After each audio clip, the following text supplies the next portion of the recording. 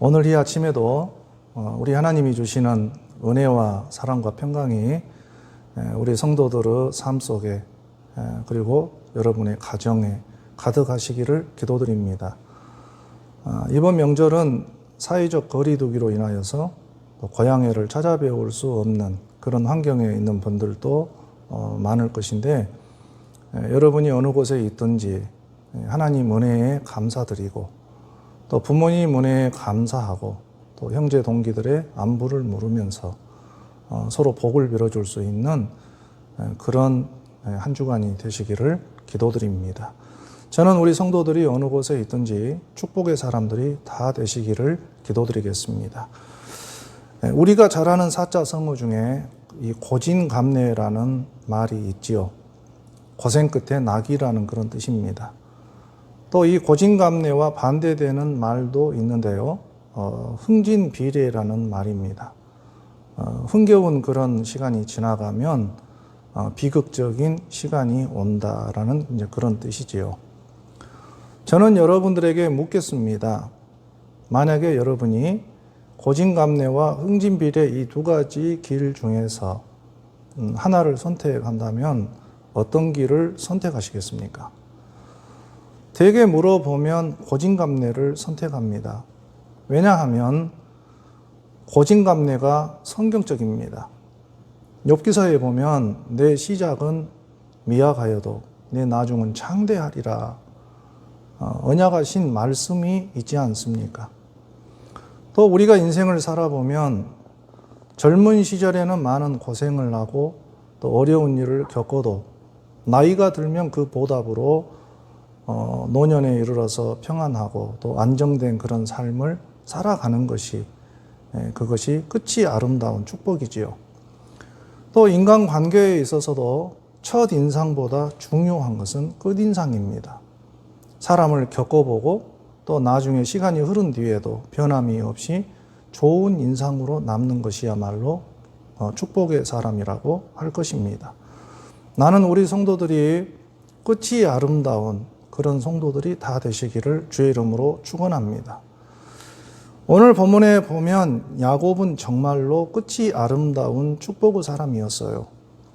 그는 젊어서는 많은 고생을 하고 어려움을 겪었지만 그러나 그는 자수성가여서 마침내 거부가 되고 또 그런 가운데에 인생의 말년에 이르러서는 애굽 땅으로 이주를 해서 나이 130세에서 147세에 이르기까지 17년 동안을 애굽 땅에서 평안한 여생을 보내게 되었습니다. 야곱이 애굽으로 이주를 해서 받은 축복이 몇 가지가 있는데요. 첫 번째는 그가 애굽의 고센 땅을 누리며 살았다는 것입니다. 고센 땅은 잔잔하고 푸른 초장이 있는 나일강 삼각주의 비호감 곳이었어요. 세상은 7년 대기근을 만나서 양식이 떨어지고 굶주리는 고통을 받고 있는데 고센 땅은 모든 산물이 풍부했기 때문에 야곱 가문은 걱정이 없이 고센의 축복을 누리게 되었던 것입니다. 저는 우리 성도들의 가정이 고센의 축복을 누리기를 기도드립니다. 또 두 번째 복을 받았는데요. 야곱 가문은 야곱이 12아들을 낳고 그 12아들들은 문제도 많고 탈도 많은 그런 자식들이지만 그러나 그 아들들 중에 단명한 아들이 하나도 없어요.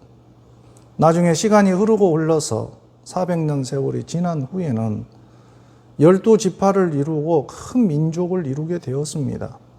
그래서 야곱은 다자한 자녀의 복을 받고 하나님이 그에게 약속하신 대로 큰 민족을 이루는 그런 복을 누리게 되었습니다. 세 번째로 야곱은 임종의 축복을 받았습니다. 오늘 1절에 보면 야곱은 임종하기 전에 12자녀들을 한 자리에 모이게 했어요.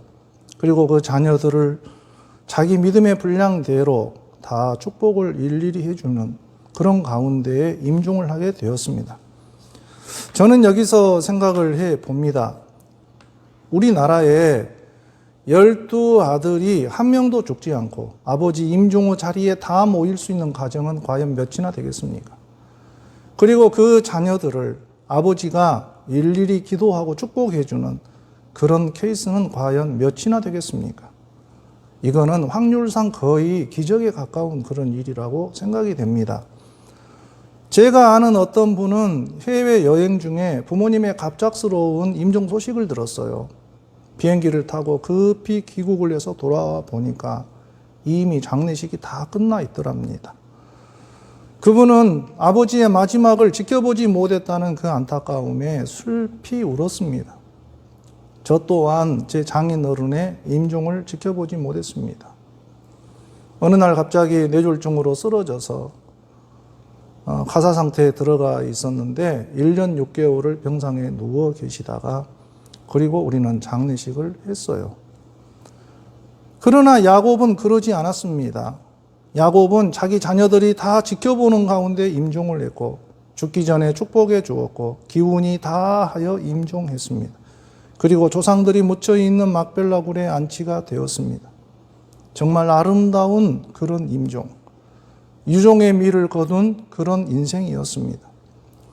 나는 우리 성도들이 그와 같은 복을 누리시기를 기도합니다. 3절 말씀을 보면 야곱은 자기 큰아들 루벤을 향해서 예언했어요. 그런데 읽어보면 솔직히 축복은 아니에요. 뭔가 아픔이 깔려 있습니다. 아버지가 루벤의 죄를 언급했어요. 3절에 보겠습니다. 루벤아 너는 내 장자요 내 능력이요 내 기력의 시작이라. 위풍이 월등하고 권능이 탁월하다마는 무르 끓음 같았은즉 너는 탁월하지 못하리니 내가 아버지의 침상에 올라 더럽혔음이로다. 그가 내 침상에 올랐었도다. 루벤은 큰아들로서 위풍이 월등하고 권능이 탁월한 아들이었습니다. 그런데 그는 물이 끓는 것처럼 충동적이었어요. 성적인 충동을 견디지 못하고 아버지의 서모인 비라를 통간을 해서 아버지의 침상을 더럽혔습니다. 정말 부끄럽고 수치스러운 삶을 산 거죠. 야곱이 자기 아들들을 축복하는 그 자리에 다른 형제들이 다 모여있는 그 자리에서 루벤의 죄를 언급을 했으니 루벤은 장자로서 명예를 잃었습니다. 또한 야곱은 예언했어요. 너는 탁월하지 못할 것이다. 그 예언대로 루벤 지파에서는 큰 지도자가 나오지 않았습니다.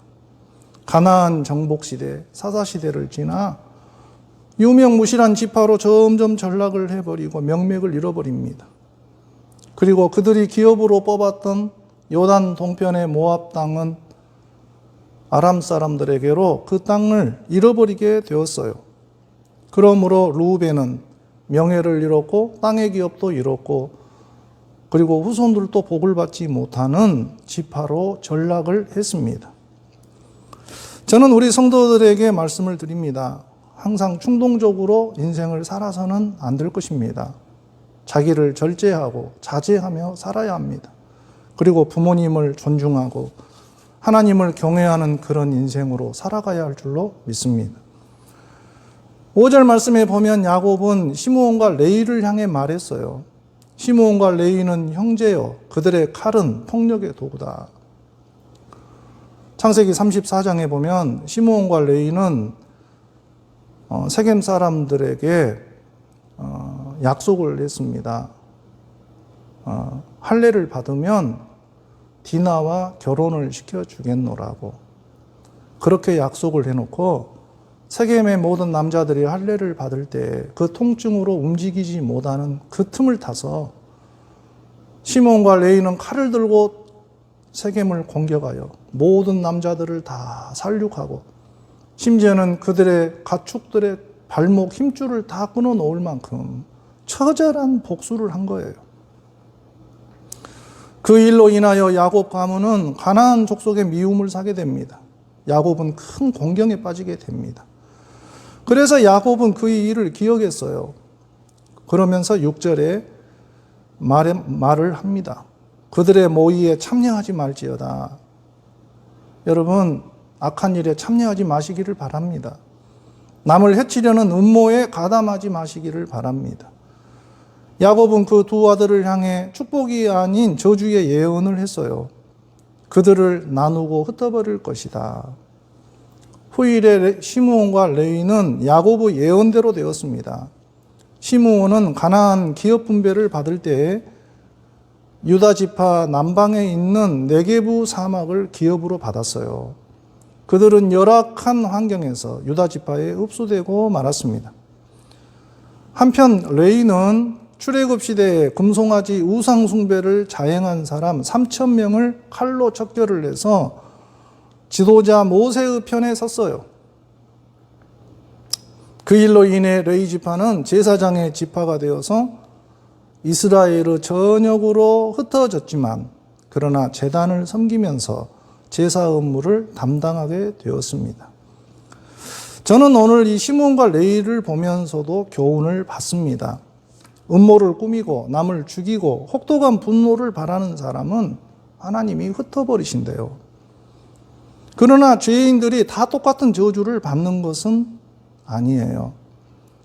레위는 하나님의 편에 섬으로써 흩어지기는 했지만 하나님의 제단이 그들의 기업이 되었습니다. 그렇습니다. 축복의 사람은 죄를 지어도 옳은 길을 선택하는 사람입니다. 우리가 의의 길을 걸어가면 비록 죄인이라 할지라도 저주가 떠나가고 하나님을 섬기는 자리에 있게 될 줄로 믿습니다. 8절에서 12절에 보면 야곱은 유다를 크게 축복했어요. 너는 내 형제의 찬송이라. 지도자는 가까운 가족에게 인정을 받아야 합니다. 하나님의 사람들, 목사, 장로, 권사, 가까운 자기 가족에게 찬송이 되는 사람들이 되시기를 바랍니다. 유다는 대속적인 중보자의 자세로서 자기 아버지를 설득한 사람이에요. 애굽으로 양식을 사러 갈 때에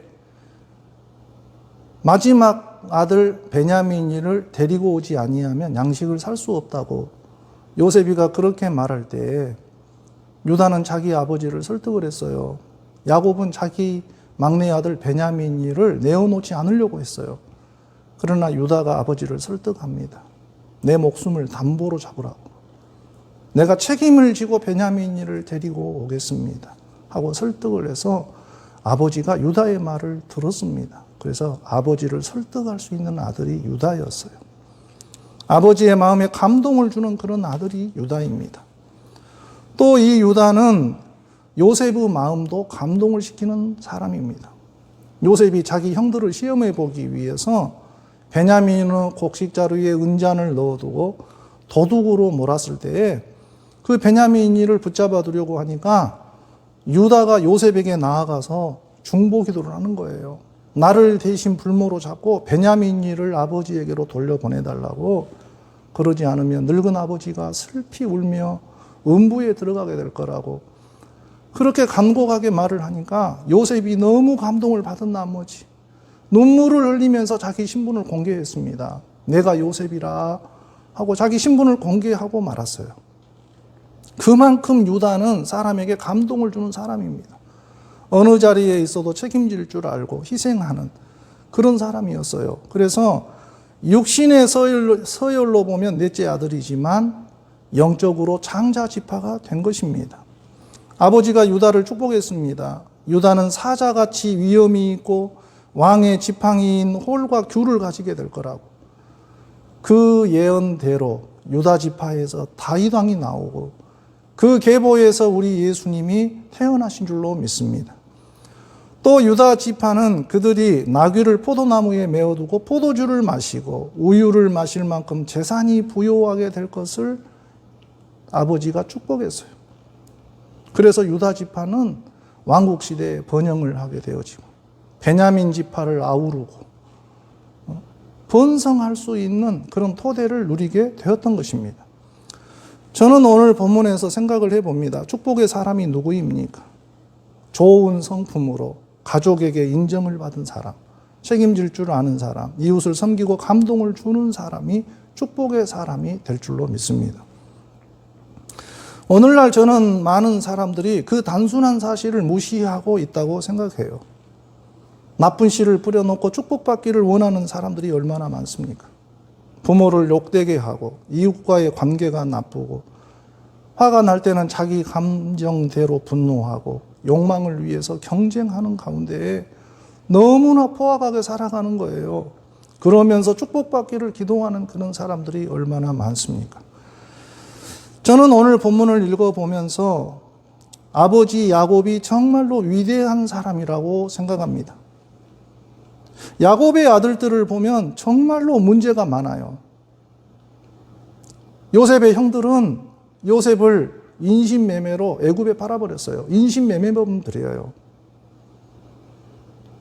큰아들 루벤은 아버지의 첩을 강간을 해버린 음행의 아들입니다.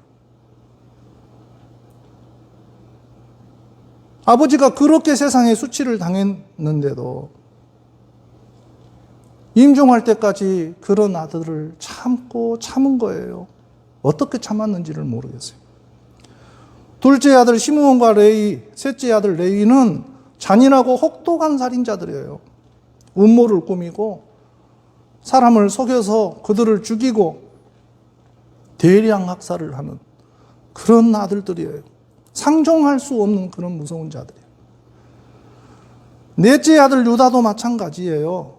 좋은 모습도 있지만 아버지를 감동시키고 요셉에게도 감동을 주는 그런 아들이지만 창세기 38장에 보면 자기 며느리 다말과 음행을 해서 베레스와 세라를 낳았어요. 이상한 족보를 쓴 사람입니다. 만약에 오늘날 그와 같은 일이 벌어진다면 아마 유다는 영적 지도자가 결코 될 수 없을 것입니다. 여성 단체에서 물러가라고 아마 데모를 했을 거예요. 즉 야곱의 가정에서는 모든 죄가 다 일어났어요. 인신매매가 일어났어요. 간음이 일어나고 폐륜이 생기고 음모와 폭력이 일어나고 이런 모든 죄가 다 야곱의 아들들이 행한 일들이에요. 어떻게 그런 사람들이 선민 이스라엘이 될 수 있겠습니까? 그럼에도 불구하고 아버지 야곱은 죄악된 자기 아들들을 오래도록 참고 인내했습니다. 임종 후 순간에 자기 자녀들이 행한 대로 각자 예언적인 기도를 다 선포를 해주면서 어떤 아들들은 책망을 받고 저주를 받기도 하지만 그러나 아버지가 그들을 아주 버린 것은 아니었어요. 문제도 많고 허물 많은 그 자식들을 한 명도 버리지 않고 끝까지 감싸주고 관용을 했습니다. 믿음의 조상 아브라함을 보세요. 이삭을 얻게 되자 이스마엘과 하갈을 내쫓았습니다. 믿음의 조상도 그랬습니다. 이삭은요, 야곱은 얻었지만 에서는 계보에서 떠나 보냈어요.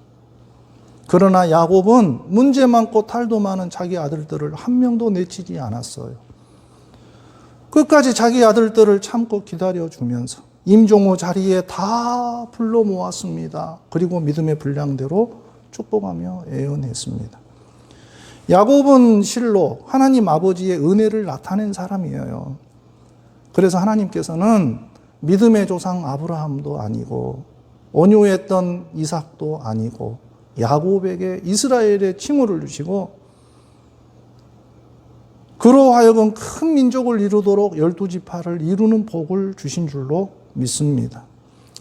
저는 오늘날 우리 한국 교회를 돌아봅니다. 안타깝게도 오늘날의 교회는 인애와 사랑을 잃었습니다.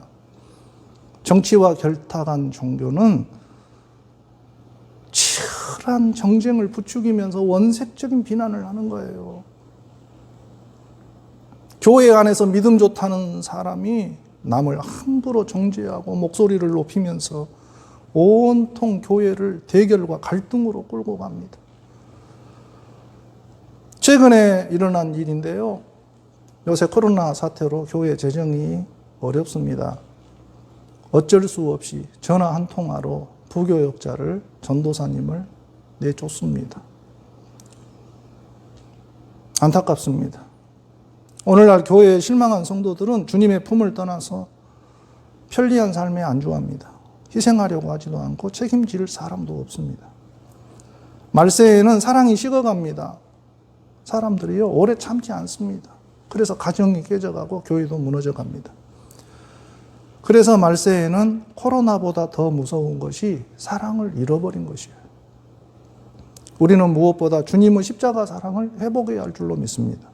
그래야만 우리 가정과 교회가 살아나게 될 줄로 믿습니다. 오늘날 우리는 야곱의 아들들과 같아요. 허물이 많은 죄인들입니다. 어떻게 우리가 지옥의 심판을 피하겠습니까? 그러나 포도나무이신 우리 주님이 우리를 용서하셔서 우리를 돌감람나무 같은 우리를 불러서 포도나무에 접붙여 주시고 생명의 진액을 공급해서 열매를 맺을 수 있도록 은총을 베풀어 주시지 않았습니까? 우리가 주님의 아들이 되고 하나님 나라 백성이 될 수 있었던 것은 내 능력에 달려 있었던 것이 아니라 오래 참으시는 하나님 사랑 때문이었어요. 우리는 그런 사랑을 깨달아야 합니다. 하나님의 은혜를 알지 못하는 사람은 기독교인이라고 말할 수 없습니다. 이번 명절에는 하나님 은혜에 감사하는 성도가 되시기를 바랍니다. 부모님 은혜에도 감사하는 성도가 되시기를 바랍니다. 형제들과 이웃에게도 감사를 표하는 그런 성도들이 다 되시기를 바랍니다. 기도하겠습니다. 우리를 오래 참아주신 하나님 감사합니다. 죄와 허물로 얼룩진 인생들을 오래 참아주셨습니다.